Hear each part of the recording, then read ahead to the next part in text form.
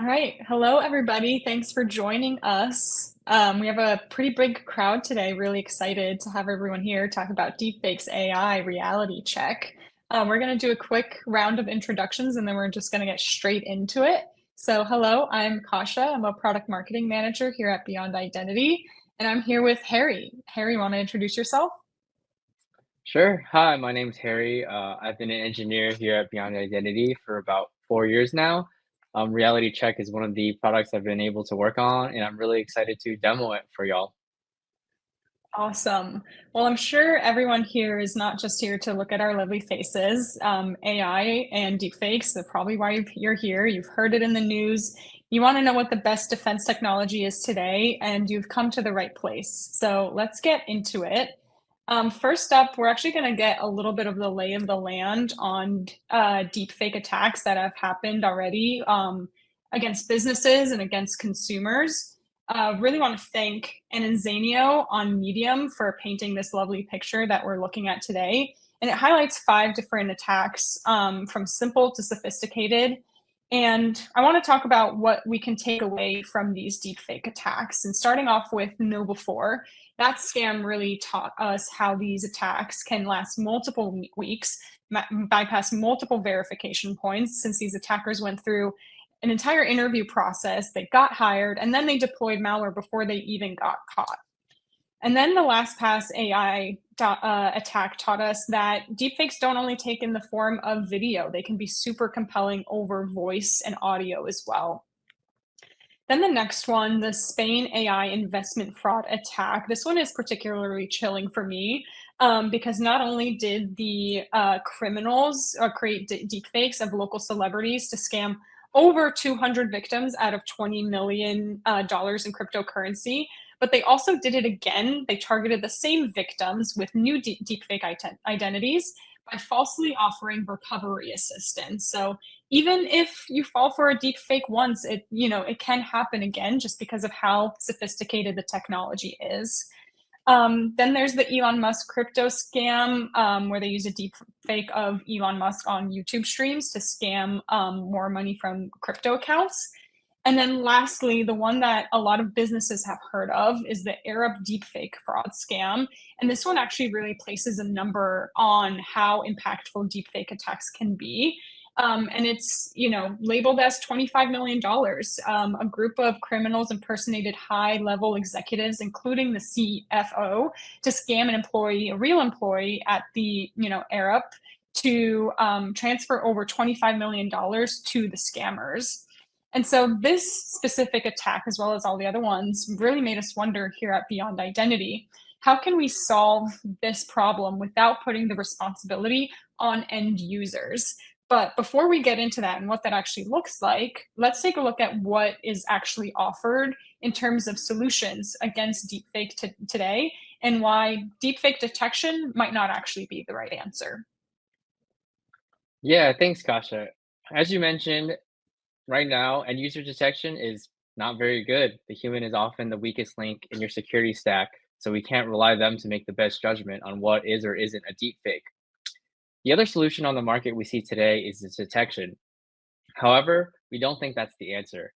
We think detection is at an arms race with generation, and it'll kind of seesaw which one's on top. Every single day, the detection will get better, but every single day, the generation will get better. And soon, you won't be able to detect what's real or what isn't real. And as you can see from this chart, even some of the best detectors out there have close to a 2% failure rate. So if all it takes is one moment of misplaced trust, can we even be okay with a 2% failure rate? So that's why we built a solution called RealityCheck. It's a solution that eliminates, not reduces your risk of deepfake attacks. And let's take a look at a demo of it on our Zoom platform. So RealityCheck is a add-on for Zoom that you can get on the Zoom App Store. And when you launch it, two things kind of pop up. One is a side panel prompting you to authenticate with Beyond Identity, and the second is a badge that is rendered on your camera. So this video is from the point of view of Kasha and apparently Keanu Reeves in a meeting. So they both have Reality Check launched. And at first, they both have red badges, as you can see here. And now Kasha is going to authenticate with Beyond Identity. Beyond Identity is a phish-resistant MFA platform that uses your biometric and a hardware-bound passkey to authenticate yourself. And it also uses device information and device posture checks to ensure the security controls are what you expect on that device. So both the identity and device are strongly verified. So now they're both engaging, and now before they can trust each other and verify that none of them are a deepfake or that they can even trust each other on this communication line, Kasha will authenticate with Beyond Identity. So Kasha input her biometric as well as gone through the whole authentication process, and she can see that she herself is strongly authenticated, and she can see that Keanu is joining this call, and his device is not verified and his identity is not verified either. So he still has that red badge.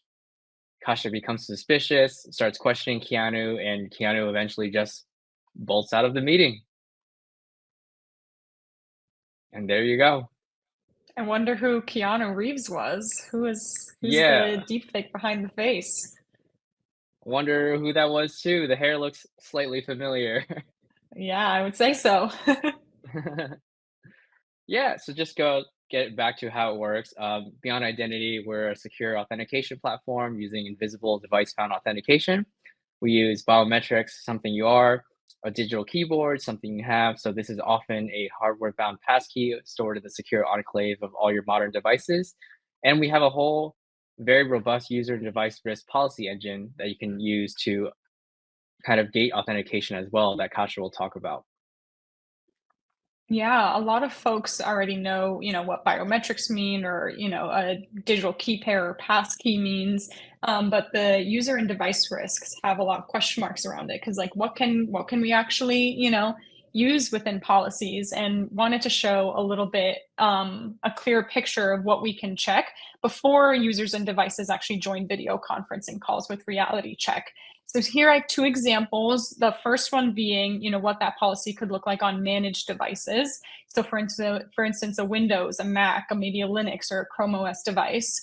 And we can check, is the corporate MDM and EDR installed? Is it the right, right registrant on the device, for instance, from CrowdStrike, Intune, Jamf? And then we can also check, a level deeper. Is your EDR's full disk encryption enabled? Is the ZTA score over like 80, for instance? And then also, is the firewall enabled? So these are a couple of examples of things you can check because, if any of these were not fulfilled, would you actually want them to join your video conferencing call where you're talking about confidential matters? Maybe not.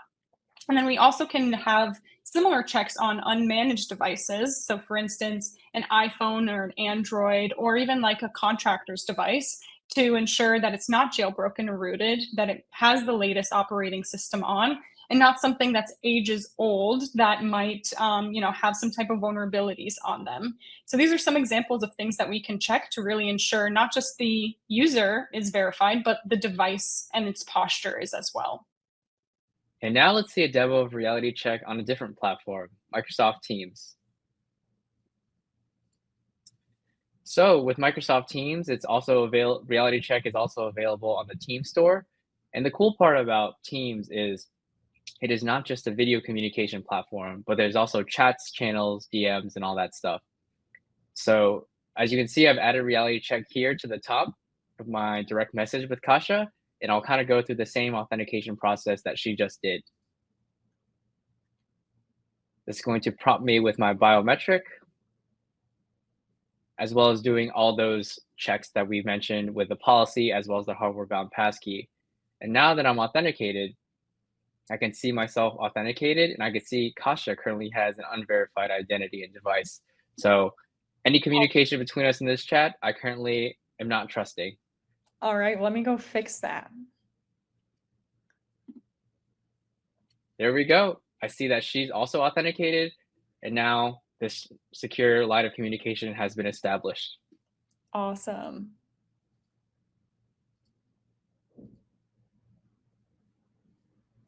So yeah, looking forward, we've shown you our RealityCheck demos with Zoom and Teams, but we're also looking at expanding to additional use cases on our roadmap. There's secure collaboration, such as Google Drive and SharePoint docs. So we believe that any piece of collaboration content can be authenticated. So any document that's written, any video that's produced can come from an authenticated identity and a verified device. Same thing goes for email. We know email phishing is still the number one threat vector out there. So if you can ensure that every email that comes through your inbox is from a verified identity and verified device, then you're golden. Same thing goes for text and phone calls. And one thing that Beyond Identity does provide today is secure code, which is helps with your supply chain to ensure all your code is committed from verified devices and verified identities as well. Yeah, and if any of these sound interesting to you or you'd like to see more, reach out to us. We'll be happy to show you. And lastly, before we just wrap things up, we have questions after this if you want to start submitting any now.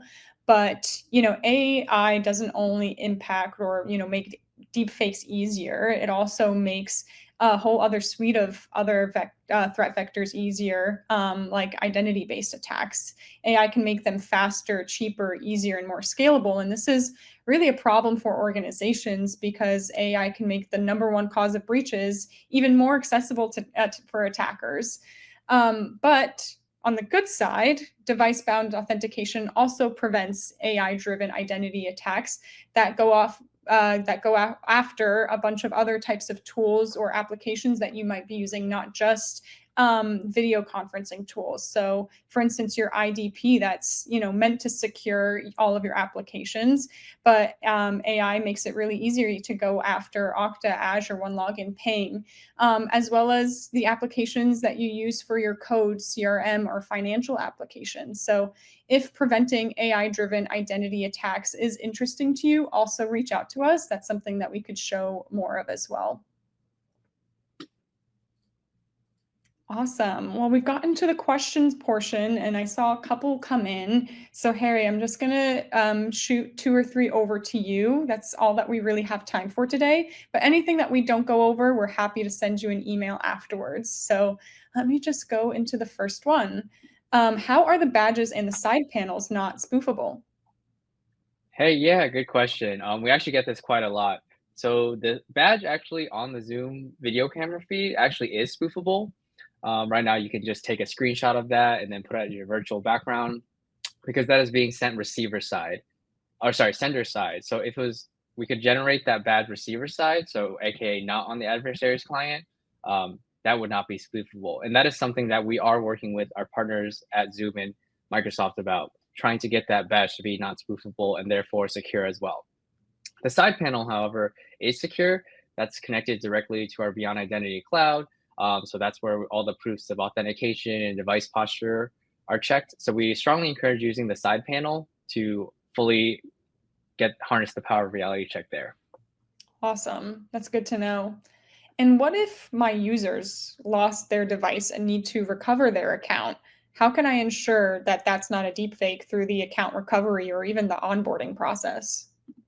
Yeah, so this sounds a lot like that North Korean scam from the beginning. So reality check is actually very useful once you obtain a credential. So once you have that beyond identity credential, which means you've registered your biometric, you've registered your passkey, and you've passed enrollment policy, reality check will take you all the way home, verifying all communication lines that you're on. However, something that we don't do right now, but we do have a partner called NameTag, is ID proofing. So during recovery and onboarding, we need to, before we say, here's a credential, you need to prove who you are. So NameTag is a ID proofing company that uses government issued IDs. So you upload them as well as their facial recognition technology to kind of ensure that you are who you say you are. And then once you go through that ID proofing process, you get that beyond identity credential to use reality check for all your future communication. So it's kind of a better together story. And yeah, I think we have a demo of that, or just talk to us about it if you want more information. Yeah, we're happy to send any information over if you're looking to prevent account recovery or onboarding attacks. And lastly, what platforms is Reality Check available on today? Yeah, it's officially available on the Microsoft Teams Store as well as um, the Zoom App Store. And then we do have integrations for GitLab and GitHub for secure code.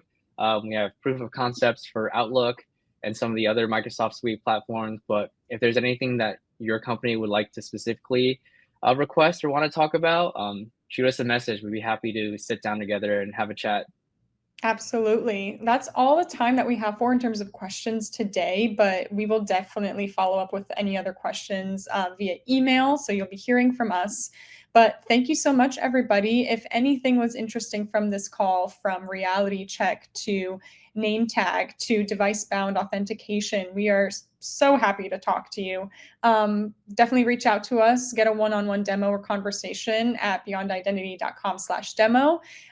We look forward to seeing you there. Thank you again for your time. Bye-bye. Bye.